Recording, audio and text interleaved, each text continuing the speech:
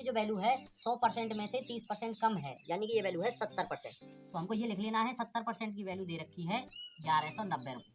तो वही हमको 1% की वैल्यू निकालनी है। 1% की वैल्यू हो जाएगी 7 से डिवाइड करेंगे इसमें, तो ये आ जाएगा 0 से 0 कट जाएगा, 17 सत्ते 119, 17 रुपीज आ गया।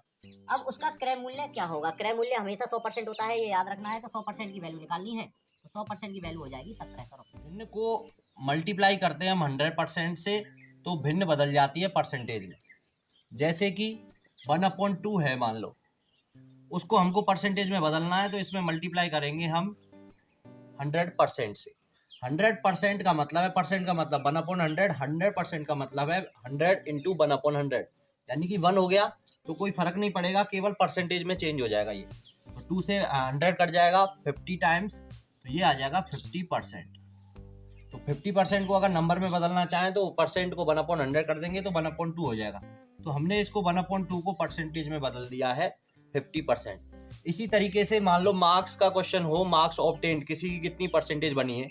मान लो 10th में 600 मार्क्स का एग्जाम हुआ टोटल, और किसी के 500 मार्क्स आए, तो पता करना है कि कितनी परसेंटेज बनी उसकी। तो परसेंटेज निकालने के लिए जो रेस्पेक्टेड जो वैल्यू है, फेवरेबल जो वैल्यू है, फेवरेबल वैल्यू है जो नंबर आए हैं वो, तो फेवरेबल वैल्यू आ जाएगी ऊपर अपॉन टोटल। टोटल हो जाएगा 600, उसका मल्टीप्लाई करेंगे, ये फ्रैक्शन बन गया, भिन्न बन गई, 500/600, उसका मल्टीप्लाई 100% से करेंगे, तो परसेंटेज आ जाएगी कि कितनी परसेंट बनी है बच्चे की। 100% का मल्टीप्लाई कर देंगे, 2 जीरो से 2 जीरो कट जाएगा, 500 में 6 से डिवाइड कर देंगे, आ जाएगा परसेंट। ये परसेंटेज में आंसर आ जाएगा। अब देखते हैं लाभ हानि। लाभ हानि के कुछ ऐसे क्वेश्चंस हैं जो परसेंटेज से ही सॉल्व होते हैं। परसेंटेज वाले क्वेश्चन को हम डायरेक्ट सॉल्व करने की ट्रिक सीखेंगे, वही मैं आज बताना चाह रहा हूँ। सबसे पहले लाभ हानि के बारे में 2-3 चीजें हैं वो जान लेते हैं, जैसे क्रय मूल्य, कॉस्ट प्राइस। जिस कॉस्ट पे, जिस प्राइस पे कोई भी ऑब्जेक्ट क्रय किया जाता है, खरीदा जाता है, उसको बोलते हैं कॉस्ट प्राइस, क्रय मूल्य, खरीदा गया मूल्य। और जिस मूल्य पे बेचा जाता है सामान को, उसको बोलते हैं विक्रय मूल्य, सेलिंग प्राइस।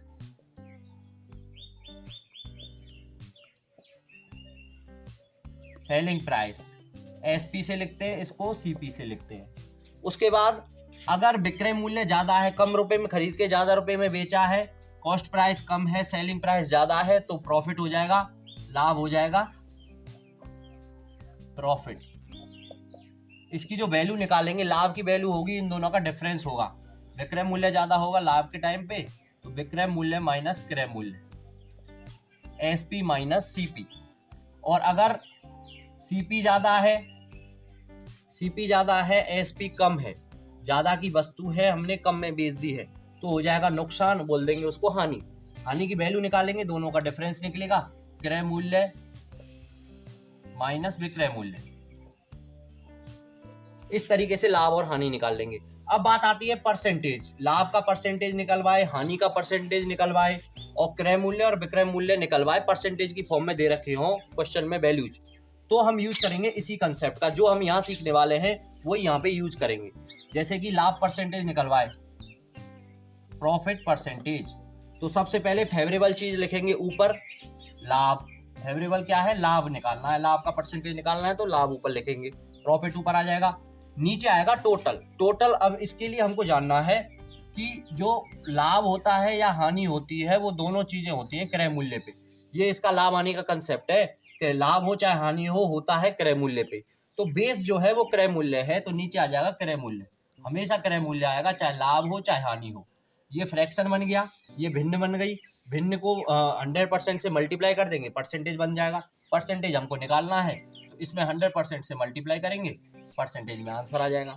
इसी तरीके से जब यहाँ पे हानि होगा, तो हानि प्रतिशत या फिर हानि परसेंटेज, हानि बटे क्रय मूल्य इंटू 100%, इस तरीके से परसेंटेज में निकालना है। अब कुछ क्वेश्चन देखते हैं, दोनों से एक जैसे रिलेटेड क्वेश्चन है, वो देखते हैं। एक संख्या के 71% और 57% का अंतर दे रखा है 84। इस संख्या का 45% कितना होगा, ये पता करना है। तो हमको जो नॉर्मल तरीका है उससे सॉल्व नहीं करना है, थोड़ा सा सोचना है, उसके बाद डायरेक्ट आंसर निकालना है। तो 71% और 57% का अंतर दे रखा है, तो परसेंटेज का अंतर निकालें तो परसेंटेज का अंतर कितना आएगा, 71% माइनस 57% अगर मैं निकालूं, इन दोनों का डिफरेंस जो है वो दे रखा है 84। ये अकॉर्डिंग टू क्वेश्चन हमने लिख लिया है। तो इन दोनों का परसेंटेज का डिफरेंस दे रखा है 84, तो यहाँ से हम 1% की वैल्यू निकाल सकते हैं। 1% की वैल्यू आ जाएगी तो इस संख्या का 45% कितना होगा, 45% निकालना है। 1% की वैल्यू आ गई, यूनिटरी मेथड है, 45 का मल्टीप्लाई करेंगे डायरेक्ट आंसर आ जाएगा। तो यहाँ से देखेंगे ये क्या हो जाएगा, 4 यहाँ पे आ जाएगा, 7 घटेगा तो, और 6 में से 5 गया तो 1। 14% का मतलब हो गया 84, 1% का मतलब हो जाएगा 84/14। उसके बाद इसकी वैल्यू आ जाएगी 6। उसके बाद हमको निकालना है 45% की वैल्यू। तो 45% की वैल्यू निकालने के लिए जो वैल्यू आई है 1% की, उसमें 45 से मल्टीप्लाई कर देना है। 45 × 6 वैल्यू आ जाएगी 5 × 6 = 30, कैरी 3, 6 × 4 = 24 और 3 = 27। आंसर हो जाएगा ऑप्शन बी। इस तरीके से परसेंटेज का यूज करना है। अब क्वेश्चन देखते हैं लाभ हानि के, जो परसेंटेज बेस्ड है वो भी देख लेते हैं। 1 minute later. किसी वस्तु का क्रय मूल्य 8200 रुपये दे रखा है, 20% लाभ प्राप्त करने के लिए उसे कितने में बेचना होगा ये पूछ रहा है। तो यह है तो लाभ हानि का क्वेश्चन, लेकिन होगा परसेंटेज वाले कंसेप्ट से। तो जो क्रय मूल्य होता है वो 100% होता है, ये याद रखना है, वही सब कुछ होता है। तो 100% की वैल्यू दे रखी है, यहाँ पे दे रखा है 100%। 100% की वैल्यू है 8200 रुपये।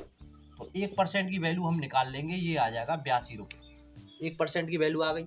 यही कंसेप्ट हर जगह यूज करना है। बताओ 20% लाभ प्राप्त करने के लिए उसे कितने में बेचना होगा। 20% प्रॉफिट है तो 100% से 20% ऊपर बेचना है, यानी कि 120% की वैल्यू निकालनी है।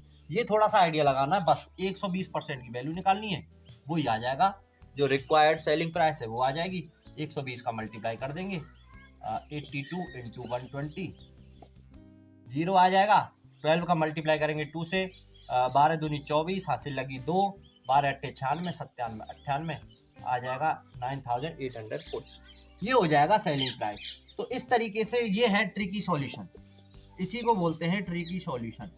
हमको कुछ लिखना नहीं है, डायरेक्ट हमको आंसर निकालने के लिए डायरेक्ट ऐसे सॉल्व करके निकाल लेना है। तो ये परसेंटेज का एप्लीकेशन हो गया लाभ हानि में। और देखते हैं इसके एप्लीकेशंस। 1 minute later. किसी वस्तु को 1190 रुपये में बेचने पर 30% हानि होती है, तो उसका क्रय मूल्य क्या होगा पता करना है।